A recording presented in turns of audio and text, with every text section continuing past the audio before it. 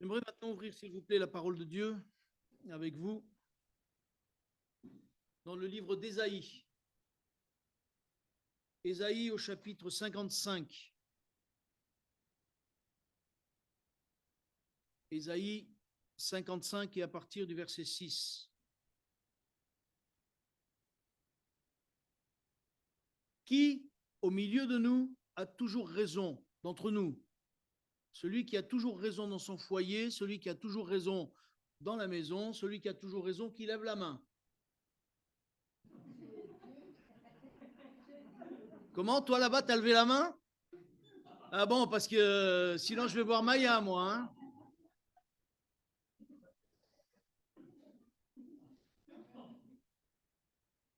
Pourquoi je dis ça? Parce que ce soir, mon thème, le thème de ce soir, c'est Dieu peut-il nous choquer? Est-ce que Dieu peut nous choquer? Dieu, des fois, nous choque. Moi, ça me choque des fois. Je ne comprends pas. Il y a des choses que je ne comprends pas. Et j'aimerais tout de suite commencer avec ce verset, ces quelques versets. Au verset 6, il est écrit ceci. Cherchez l'Éternel. Pardon, je n'ai pas salué ceux qui sont sur Zoom. Je ne sais pas s'il y en a. Oui. Alors, pardon, mes frères et sœurs sur Zoom. Je vous fais une grosse bise. Je ferme la parenthèse. Verset 6, il est écrit, cherchez l'Éternel pendant qu'il se trouve. Invoquez-le tandis qu'il est prêt. Que le méchant abandonne sa voie et l'homme d'iniquité ses pensées. Qu'il retourne à l'Éternel qui aura pitié de lui, à notre Dieu qui ne se lasse pas de pardonner. Car mes pensées ne sont pas vos pensées et vos voix ne sont pas mes voix, dit l'Éternel. Autant les cieux sont élevés au-dessus de la terre, autant mes voix sont élevées au-dessus de vos voix et mes pensées au-dessus de vos pensées. Amen.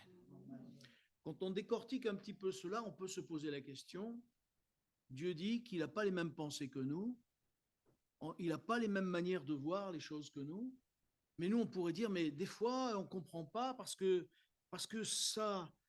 ça va pas comme nous on voudrait. Moi, j'avais, quand j'étais pas chrétien, et j'étais jeune, mais j'avais dans mes pensées, j'avais des idées bien définies, et je disais aux gens qui me parlaient de Dieu, je leur disais, mais si Dieu existait, il n'y aurait pas la misère dans le monde, il n'y aurait pas les gens qui mourraient, il n'y aurait pas les enfants qui seraient maltraités.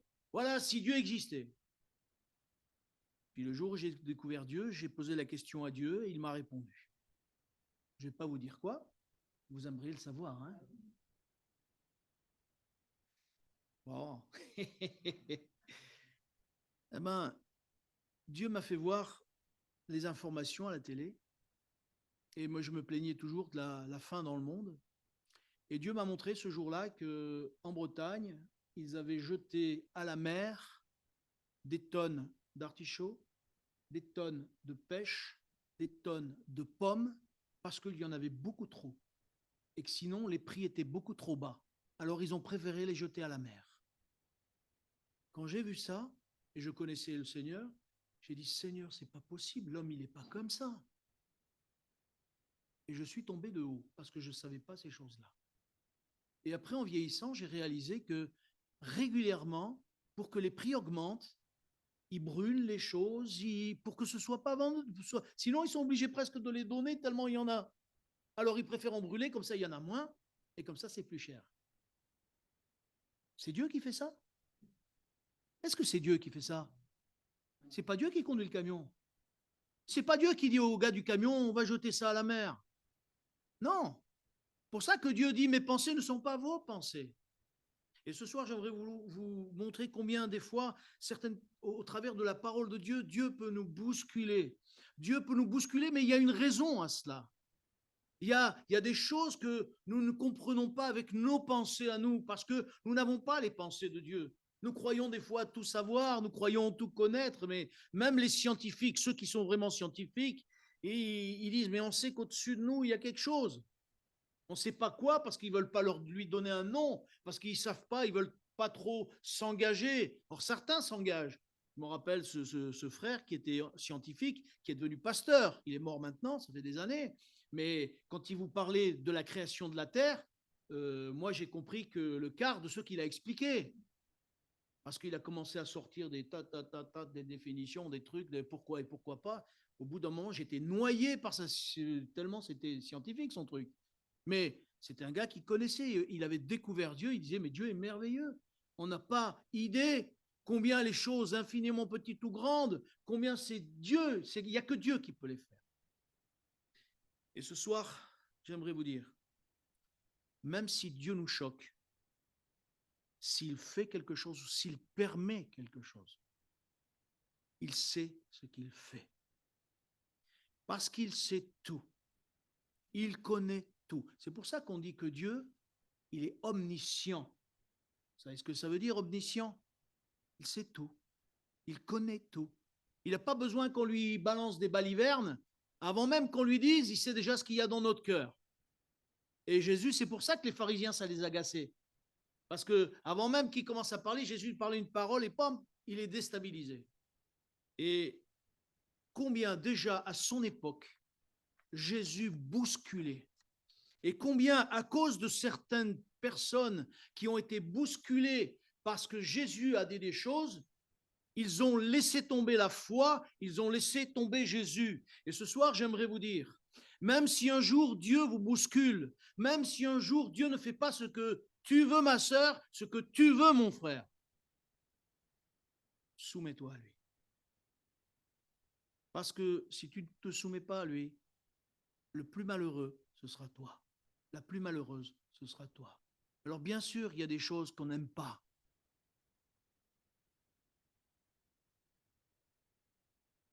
Qu'est-ce qu'on voudrait tous? Les hommes, c'est tous une grosse voiture. Les femmes, c'est des sacs. Chacun, hein? Est-ce que ce serait bien pour autant? Pas sûr. Est-ce qu'on serait heureux? Pas sûr. Et c'est pour ça que Dieu ne nous le donne pas. Parce qu'on ne serait pas plus heureux pour autant.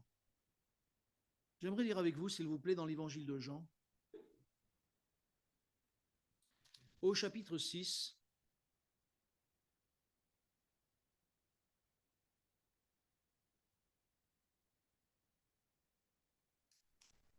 Et à partir du verset 48. 48 48, Albert. Albert, regardez, quand vous ne l'entendez pas, regardez. Ah non, là, t'as pas changé? Ah bah, excuse-moi, Albert. Ah voilà. On se trouve dans un texte où Jésus dit « Je suis le pain de vie ». Verset 48, Jésus dit « Je suis le pain de vie ». Vos pères ont mangé la manne dans le désert et ils sont morts. C'est ici le pain qui descend du ciel, afin que celui qui en mange ne meure point. Je suis le pain vivant qui est descendu du ciel. Si quelqu'un mange de ce pain, il vivra éternellement. Et le pain que je donnerai, c'est ma chair que je donnerai pour la vie du monde. Là-dessus, les Juifs discutaient entre eux, disant « Comment peut-il nous donner sa chair à manger ?» Jésus leur dit « En vérité, je vous le dis, si vous ne mangez la chair du Fils de l'homme et si vous ne buvez son sang, vous n'avez point la vie en vous-même. Celui qui mange ma chair et qui boit mon sang a la vie éternelle, et je le ressusciterai au dernier jour. Car ma chair est vraiment une nourriture et mon sang est vraiment un breuvage. Celui qui mange ma chair et qui boit mon sang demeure en moi et je demeure en lui. Comme le Père qui est vivant m'a envoyé et que je vis par le Père, ainsi celui qui me mange vivra par moi. C'est ici le pain qui est descendu du ciel. Il n'en est pas comme de vos pères qui ont mangé la manne et qui sont morts. Celui qui mange ce pain vivra éternellement. Je dis ces choses, Jésus dit ces choses dans la synagogue, enseignant à Capernaum. Plusieurs de ses disciples, après l'avoir entendu dire « Cette parole est dure, qui peut l'écouter ?» Amen. Si on s'arrête à ce texte-là, on dit « Mais ils sont cannibales ou quoi? Manger la chair, manger le sang, celui qui ne mange pas le sang, celui qui ne mange pas la chair. » Mais il y a un sens à tout ça. Jésus dit « Je suis le pain de vie ». Il faut savoir que dans le temple déjà, dans le temple d'Israël à l'époque, dans le lieu saint et dans le lieu très saint, il y avait des pains de proposition. Vous avez déjà entendu ça parler? Des pains de proposition? Où justement des pains étaient mis tous les jours sur une table un peu spéciale. Et ce pain, en fait, il faut savoir que ces pains de proposition, ça symbolise la communion avec Dieu. C'est cette communion ininterrompue avec Dieu, parce que Dieu voulait qu'il y ait cette communion entre l'homme et Dieu. Et c'était ça, cette relation. Et Jésus a voulu, je pense, c'est ce que je pense en tout cas, a voulu parler de ce pain parce qu'il l'est ramené au tabernacle. Il l'a ramené dans les lieux saints où il y avait ce pain qui représentait justement cette communion. Dites-moi, le pain qu'on mange pour la Sainte Seine, il s'appelle comment? C'est pas le pain de la communion? C'est pas le pain de notre relation les uns avec les autres? C'est pour ça que Jésus a partagé le pain avec ses disciples. Parce qu'il a voulu que la communion avec ses disciples soit intense, soit forte, soit ininterrompue.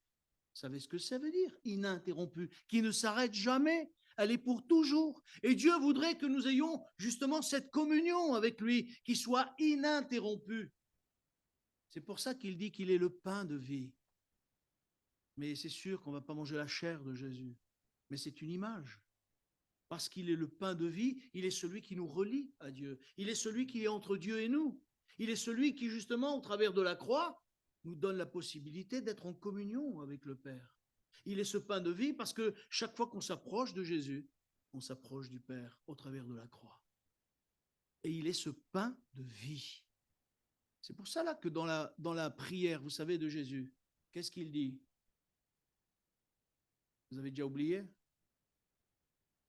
Donne-nous notre pain de chaque jour. C'est quoi, le pain à manger? Je pense qu'il y a deux sens. Eh oui, il y a le physique et le spirituel. Le pain de chaque jour, ça peut être le pain de chaque jour, mais ça peut être aussi le pain spirituel de chaque jour, c'est-à-dire cette communion avec toi, Seigneur. Cette relation, donne-moi ce pain de chaque jour. Jésus, il est la parole vivante aussi. Et parce qu'il est la parole vivante faite chair, au travers de cette parole, nous avons cette nourriture qui vient nourrir notre âme. Mais quand il a dit ça, les disciples étaient scandalisés. Et de 70, ils sont passés à combien? 12. Et quand vous lisez le texte un peu plus loin, qu'est-ce que Jésus va dire à ses 12 disciples? Et vous, vous voulez pas partir aussi? Moi, je ne sais pas, nous, on essaye de retenir les gens. Non, mais restez, le Seigneur va vous sauver. Je m'en fous, moi. Je m'en moque. Jésus dit, mais vous ne voulez pas partir, vous aussi? Parce que Dieu ne force personne. Dieu tend la main pour que nous soyons sauvés. Dieu tend la main pour que nous ayons une communion avec lui. Dieu tend la main pour que réellement notre vie soit changée, transformée. Mais il ne nous forcera jamais. Et je vous l'ai dit déjà d'autres fois, c'est parce que Dieu nous respecte. Il nous laisse le libre arbitre de le choisir ou de ne pas le choisir. Le problème, c'est que les gens ne réalisent pas que s'ils ne le choisissent pas, qu'on ce monde finira parce qu'il va finir. Notre âme va continuer à vivre et notre esprit aussi. Et parce que notre âme va continuer à vivre et notre esprit aussi, de l'autre côté, au moment où nous allons nous placer devant Dieu, devant la grande maison de Dieu, Dieu va se tenir à la porte, il va dire, tu veux quoi? Tu veux quoi? Il dit, mais je viens. Il dit, tu viens. Mais avant, je t'ai tendu la main, tu n'as pas voulu. Maintenant, c'est fini. La porte, elle est fermée, c'est trop tard. C'était avant qu'il fallait y penser. Et ça, les gens n'y pensent pas à ça. Et ils ne croient pas non plus. C'est bien dommage. Parce que ces gens qui ont été bousculés, voyez-vous, au lieu d'agir, j'allais dire, binairement, ah, il veut qu'on mange sa chair, au lieu de ça, ils n'ont pas réfléchi, ils n'ont pas été plus loin. Et là, mes frères et sœurs, j'aimerais vous dire, quand Dieu nous bouscule, ne nous arrêtons pas à ce que nous voyons. Ne nous arrêtons pas à ce que nous entendons, parce que Dieu est bien plus grand que ça. Dieu est bien plus puissant que ça. Et c'est que derrière ce que nous ne comprenons pas, il y a une bénédiction beaucoup plus grande. Et non seulement la bénédiction sera plus grande, mais nous allons apprendre à connaître Dieu davantage. Et souvent, bien souvent, nous sommes comme des petits-enfants, encore. C'est pour ça que l'apôtre qui a écrit le livre des Hébreux, il dit aux Hébreux, mais vous êtes encore au lait spirituel. Il faut encore qu'on vous donne du lait, sans que vous compreniez, vous ne pouvez pas manger de la viande solide. Parce qu'il y a des gens qui croient qu'avec Dieu, alléluia, tout va bien, tout va trop bien, tout va toujours trop bien. Et le jour où il y a un problème, une difficulté, ils ne comprennent plus. Il dit, mais on m'avait dit que Dieu, c'est toujours formidable. Dieu est formidable. Et ça, c'est indéniable. Dieu est formidable. Mais la vie, elle est ce qu'elle est. Avec les problèmes, avec les difficultés. Et je vais vous dire, je vais vous choquer, mais des fois, Dieu nous permet d'avoir des soucis et des problèmes pour qu'on puisse s'appuyer sur lui, pour qu'on puisse apprendre à lui faire confiance. Et de quels que soient les problèmes et quelles que soient les difficultés, nous puissions dire comme Job a dit, mon Rédempteur est vivant et je sais qu'il se lèvera le dernier. Il se lèvera le dernier. C'est qui a raison? C'est Dieu. Qui c'est qui aura le dernier mot? C'est Dieu. C'est pas nous. Mais c'est dommage que ces hommes sont passés à côté. Ils sont passés à côté de ce que Jésus avait prévu pour eux. Pourquoi? Parce qu'ils se sont laissés bousculer par leurs propres pensées. Mes frères et sœurs, la parole de Dieu, elle n'est pas compliquée. On peut la lire. Mais quand Dieu nous inspire dans sa parole, on découvre on est, j'allais dire, ignorant. Au risque de vous bousculer, on est ignorant. Elle est simple, mais tellement profonde, tellement vivante, tellement puissante, qu'elle est capable de changer nos cœurs. Et c'est pour ça que je dis régulièrement, lisez la parole de Dieu, parce qu'elle va engendrer dans notre cœur la foi, celle qui déplace les montagnes, celle qui dira, je n'ai pas peur du lendemain, celle qui dira, je vais me tenir là devant mon Père, et mon Père va agir, mon Père va intervenir. C'est ça que nous donne la parole de Dieu. C'est pour ça que Jésus disait, je suis le pain de vie, à la fois pour le pain de vie, mais à la fois parce que la parole de Dieu, c'est aussi le pain de notre nourriture, qui doit être la nourriture de notre âme tous les jours. Amen.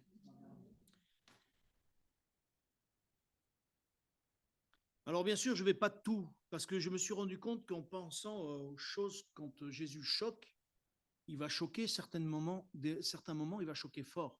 Vous rappelez de ce jeune homme riche qui vient vers Jésus et il lui demande la vie éternelle. Pourtant, c'est un homme religieux, il a sa religion, il lui demande la vie éternelle. Qu'est-ce qu'il dit Jésus? Vends tout ce que tu as et tu le donnes aux pauvres. Aïe, aïe, aïe, ce qu'il n'y avait pas dit. Pourquoi? Parce que cet homme, en fait, son cœur a été dévoilé. Qu'est-ce qu'il avait dans son cœur? C'était pas Dieu, son Dieu. C'était l'argent, son Dieu. C'était l'argent. Et en fait, ça s'est révélé. Et cet homme, au lieu de rentrer en lui-même et dire, Seigneur, aide-moi à le faire, quoi. Parce qu'il y a des choses qu'on ne peut pas faire. Il y a des choses que dans notre vie, elles sont en nous et c'est plus fort que nous. Mais ce qui va nous aider à grandir dans ce que nous sommes et qui nous fait du mal, c'est Dieu, c'est Jésus qui va le faire. Alors bien sûr, Jésus a bousculé les pharisiens. Il a bousculé quand il a ressuscité Lazare. Vous vous rappelez de ça? Les pharisiens ont été tellement bousculés, qu'est-ce qu'ils vous ont voulu faire? Ils se disaient, on va tuer Lazare et on va tuer Jésus, comme ça. Mais ça ne se passe pas comme eux, ils avaient décidé, ça ne se passe pas comme eux, ils avaient pensé. Même ceux qui auraient dû élever Jésus, ils ont failli, non, parce que c'était impossible qu'ils le fassent, mais ils ont voulu essayer de tuer Jésus. Vous voulez bien qu'on le regarde, s'il vous plaît? Dans l'évangile de Luc, est-ce que vous vous rappelez ce qui s'est passé à Nazareth, dans la ville natale de Jésus?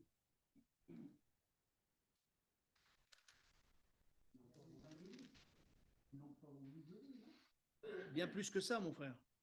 Chapitre 4 de l'évangile de Luc, s'il vous plaît. Exact. Évangile de Luc, chapitre 4.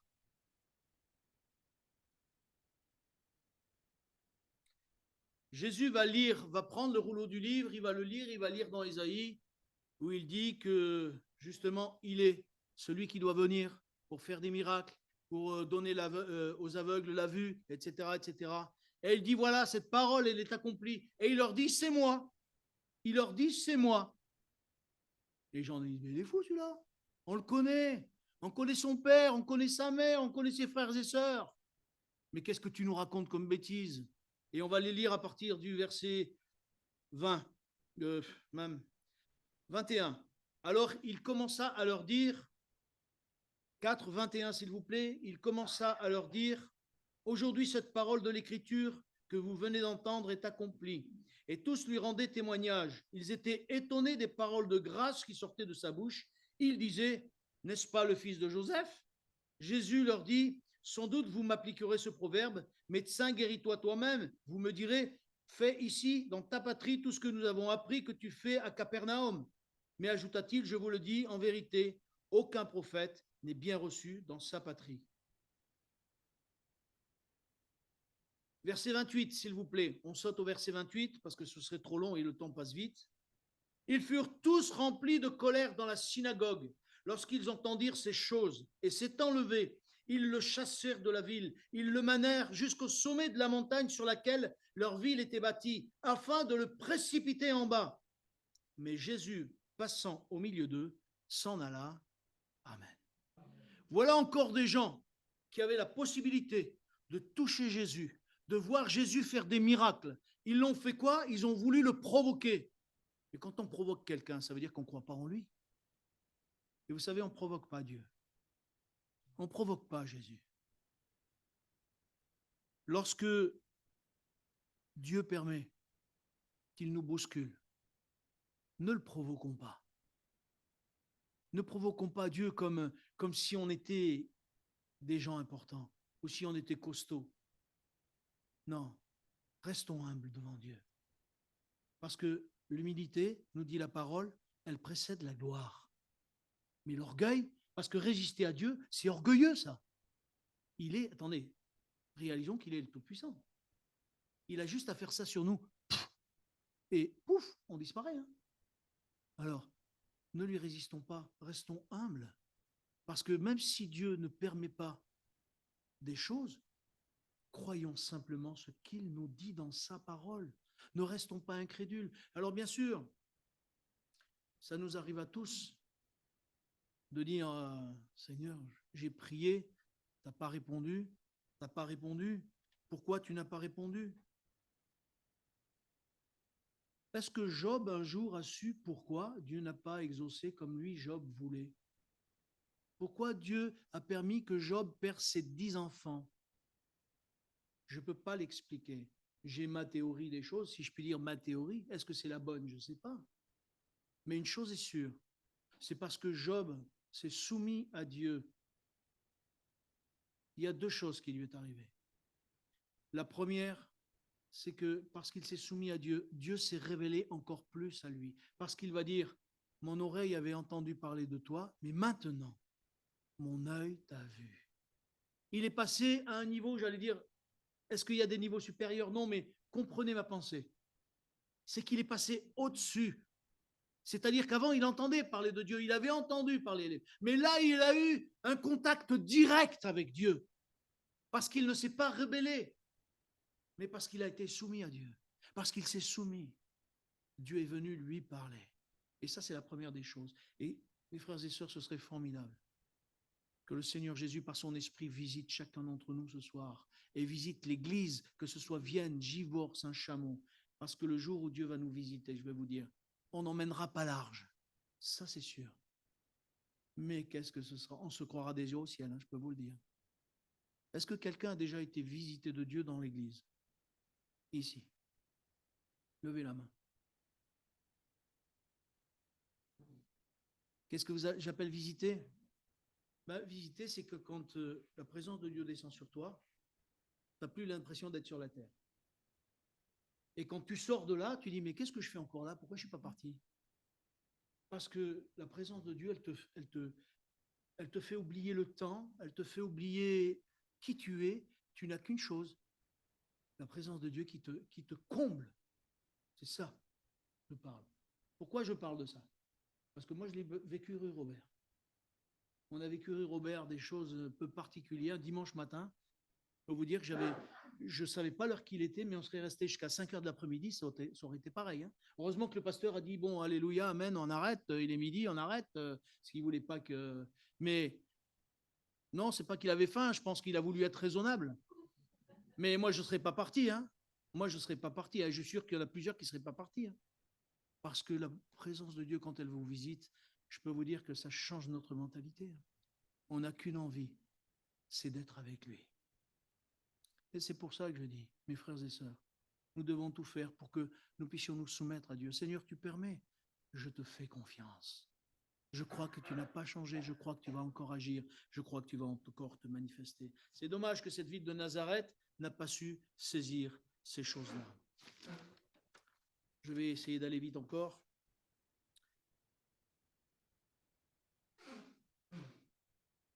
Dieu a choqué les disciples. Comment? Il les a choqués quand l'apôtre Pierre, si vous vous rappelez bien, il a été vers les païens. Parce que les Juifs ne voulaient pas qu'ils aillent vers les païens. C'est qui les païens, dites-moi? C'est nous. C'est nous. Parce qu'on n'est pas juifs. Enfin, pas que je sache. Moi, je ne le suis pas en tout cas. Enfin, je crois. Non, on ne sait pas trop, mais peu importe. Mais n'empêche que l'apôtre Pierre, il a été vers ceux qui ne connaissaient pas la loi de Dieu. Il a été vers eux. Et tout ça fait tout un pataquès, excusez-moi l'expression. Ça fait tout un. Les disciples ont été. Oh, ils ont commencé à rouspéter. Et l'apôtre Pierre a dit, mais attendez, vous m'accusez à moi. Arrangez-vous avec le patron. Le patron, le Saint-Esprit m'a parlé. Le Saint-Esprit m'a dit, fais ça, fais ça, fais ça. J'ai fait ça.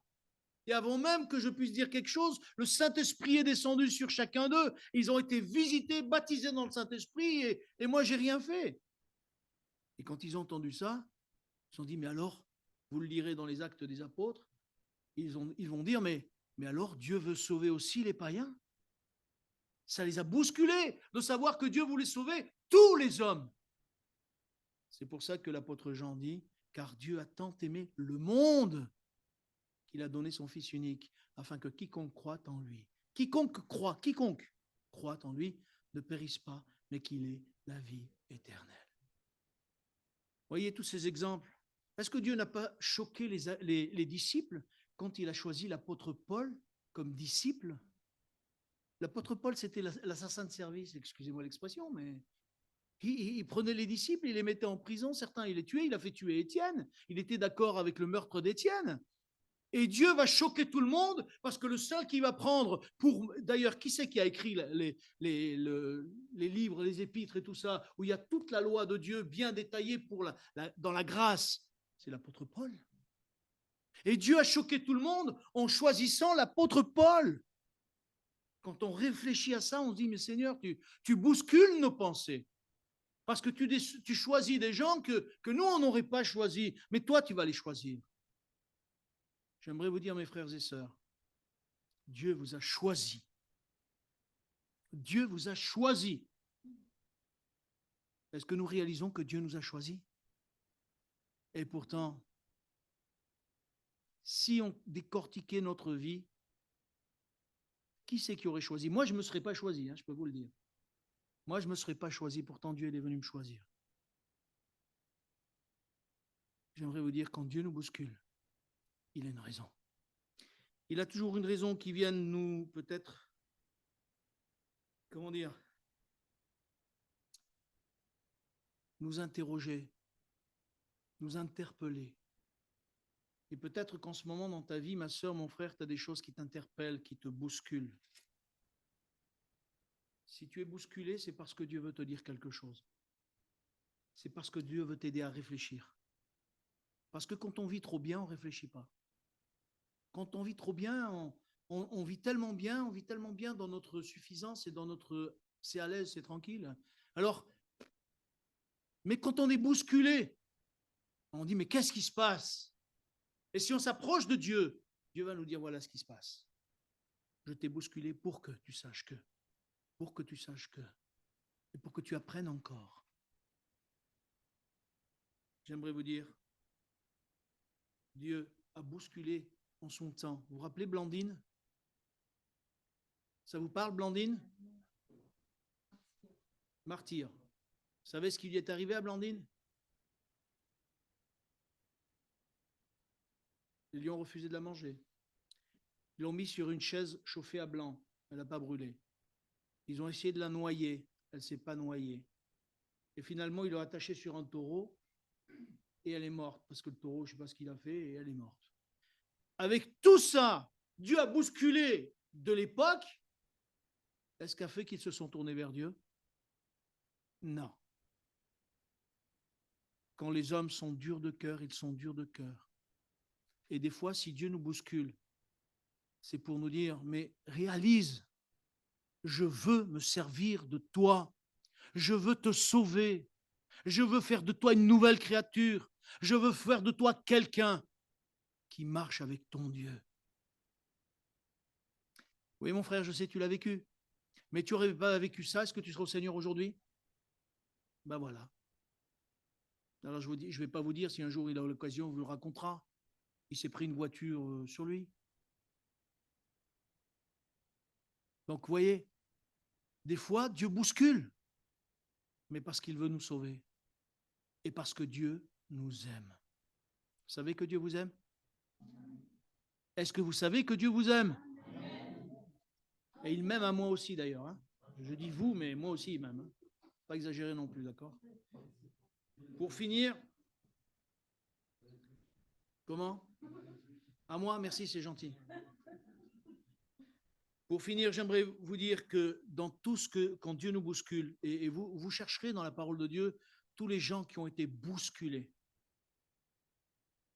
c'est que Dieu a toujours un but. Il ne fait pas les choses au hasard. Si Dieu te bouscule, ma sœur, mon frère, c'est parce que Dieu a un but. Et là, j'aimerais vous dire quelque chose que l'on sait, que l'on parle, et que des fois on a du mal à vivre. La foi, c'est ça. C'est faire confiance à celui qui nous a sauvés. Quelles que soient les bousculades, quelles que soient les incompréhensions de nos vies, quelles que soient les circonstances, oui mon frère, les circonstances qui viennent bousculer notre cœur et nos pensées, car nos pensées ne sont pas ses pensées et que nos voix ne sont pas ses voix. Et si nous marchons avec lui, marchons par la foi, comme il nous le demande, parce que le juste vivra par sa foi. Amen. Seigneur, nous voulons bénir ton nom parce que ta parole nous parle.